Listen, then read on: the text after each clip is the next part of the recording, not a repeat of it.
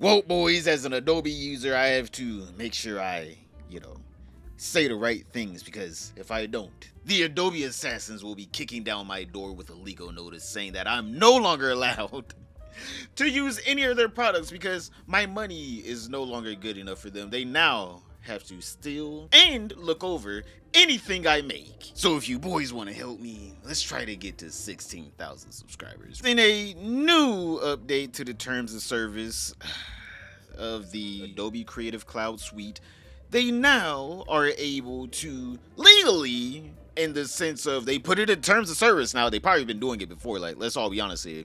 This is basically them saying, yeah, we were doing it before and we probably was gonna get in trouble for it. So we decided to make sure that we have some legal notice saying that, hey, yo, we're doing it now, all right? We weren't doing it before. Wink, wink, wink. Updated terms of use. We've made some changes to the Adobe General Terms of Use regarding the use of software and services, including clarify the way we access content through both automated and manual methods, such as for content review. Our access to your content, we may access, view, or listen to your content defined in section 4.1 content below through both automated and manual methods, but only in limited ways and only as permitted by law.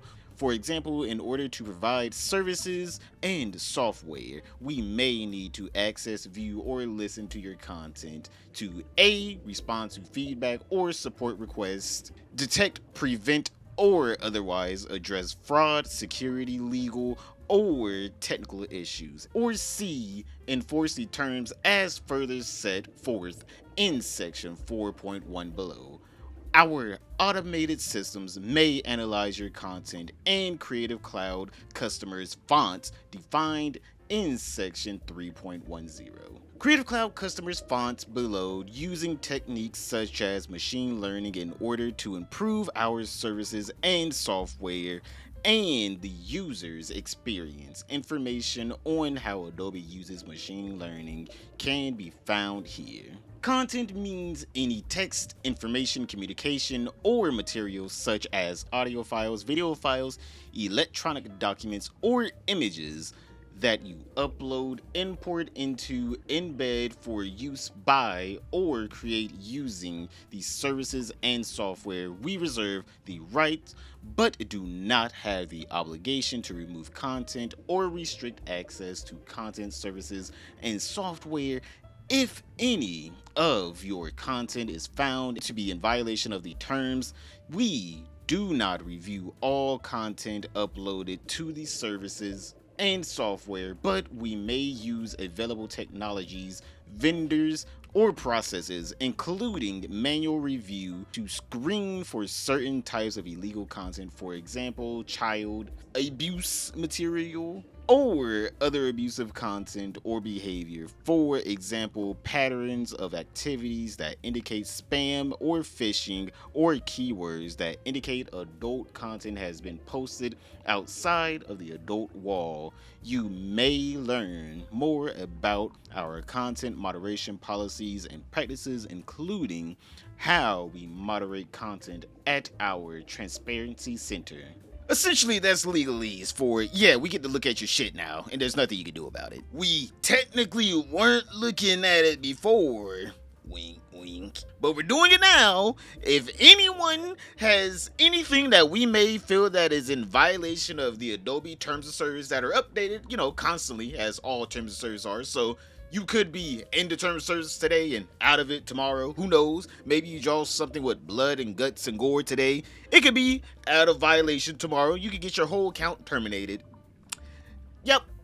Because that's the way it should be, boys. You can change your terms of service at a whim with no repercussions at all, legal or customer wise, because Adobe essentially has a monopoly on digital creative software. Like, yeah, is there other options? Yes, but they're not as good as Adobe. Like, let's all be honest here. Everyone can be like, oh, switch to DaVinci Resolve or switch to this. But it's not as seamless as using an Adobe product. Now, Am I saying all Adobe products are great? Hell no, alright? Like Adobe Animate or whatever it's called, I've heard that is just a nightmare to use. And a lot of animators are using anything other than that. But for what I do, content creation and, video editing, it's amazing, alright? I will say it just works. It's like Apple. It just works. And for some reason, a lot of the newer digital creative suite companies don't just allow their products to just work. Usually you gotta do some tinkering with it. And that's something that 90% of people don't want to do, is tinker with the product. You just want it to work. So with Adobe having essentially a monopoly on products that actually are functional, unlike a lot of other products that you have to tinker with, you have to get it right, you have to find new settings that were just, regular settings in Adobe, or you have to get like plugins that are just regular things in Adobe.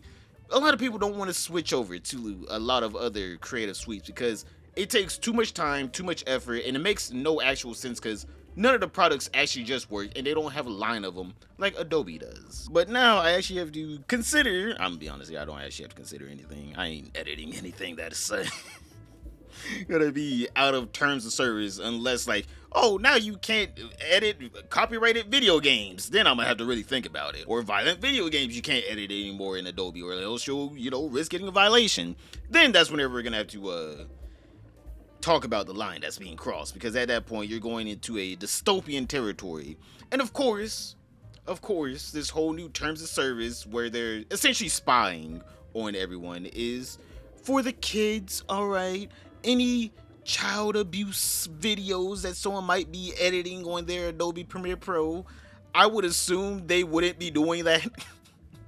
I would assume they'd be selling the raw video or using like Microsoft like XP Movie Maker or something. I would assume you would want like any kind of video editing service that's not connected to the internet at all if you're using, it for that purpose. But I don't know, maybe they have started to find more explicit child abuse content within their services. And of course, having a bad actor abusing your product obviously means any and everyone that is going to use your product in the future is also a bad actor, and you have to spy on them. Boys, think of the children, because obviously the worst statistic ever is a random child somewhere out there in the world, randomly, that no one has ever heard of and never will hear of, being abused on video. Now, obviously, it was behind closed doors. Who the fuck cares? I'm like, let's all be honest here. Has someone probably edited some, very, very bad content on Adobe products? Yeah.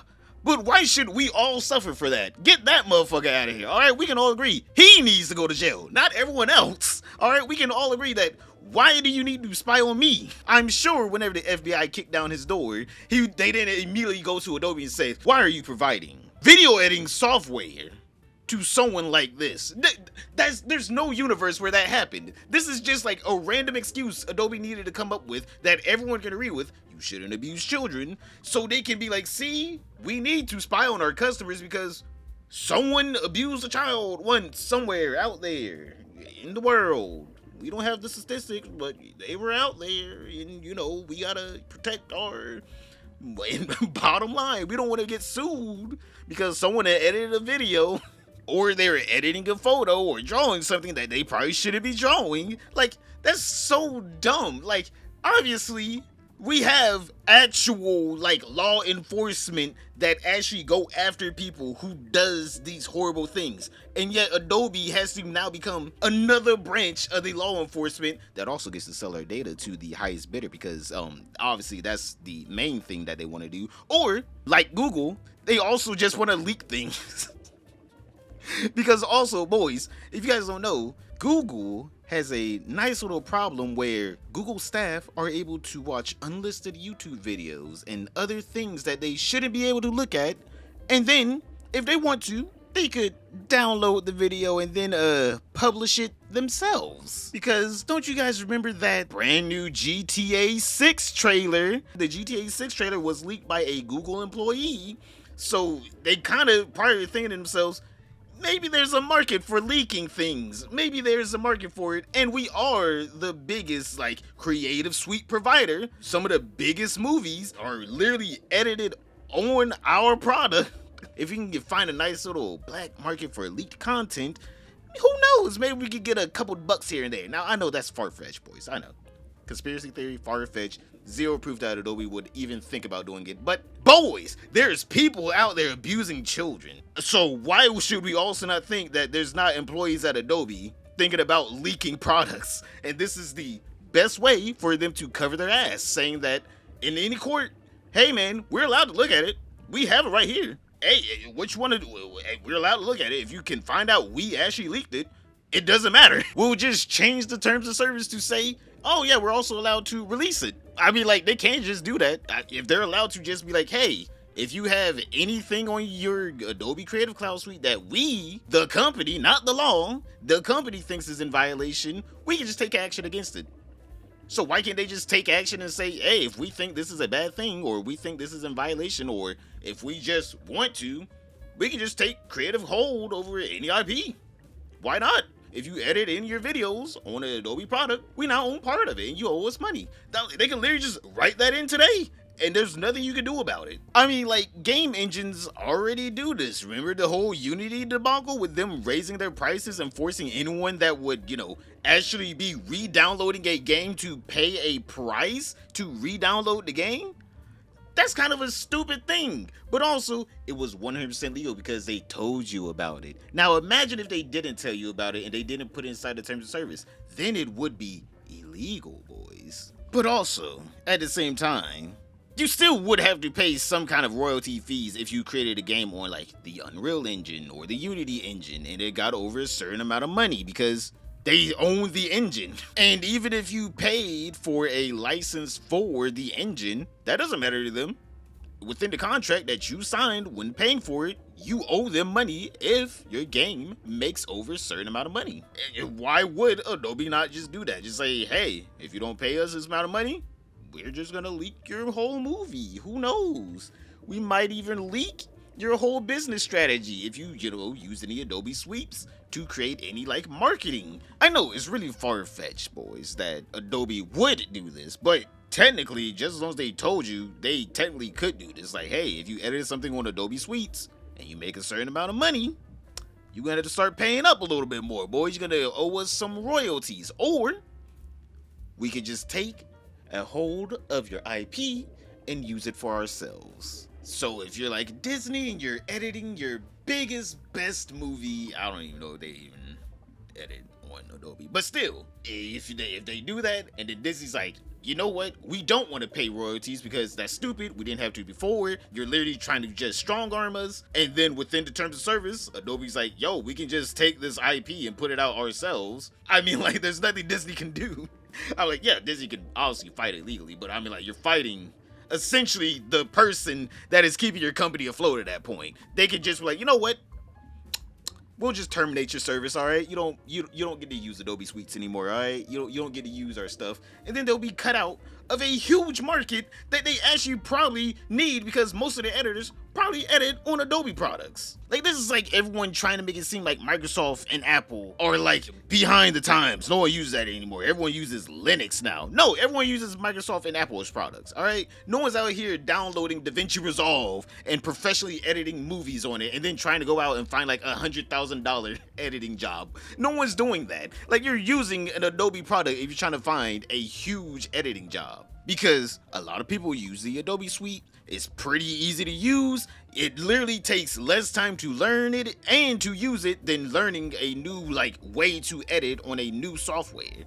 So this would be a huge blow to any company that's like, you know what, Adobe, we don't want you to look at our stuff. Because at that point, you're kind of just fighting an uphill battle. You have to like actually fire your whole editing crew and then hire on a new one that knows a whole different suite that no one else knows. But boys, tell me in the comments down below, how do you guys feel about Adobe essentially trying their best to spy on people and get more data out of us that they don't deserve, that they really shouldn't be allowed to even gather, because that's all they're trying to do, and then they're trying to use children as the reason that, oh, we have to spy on you because someone did something at some point, at some time, in some country, somewhere, on an Adobe product. Now we got to look at all your shit. Just because that one person somewhere out there, we get to look at all your shit.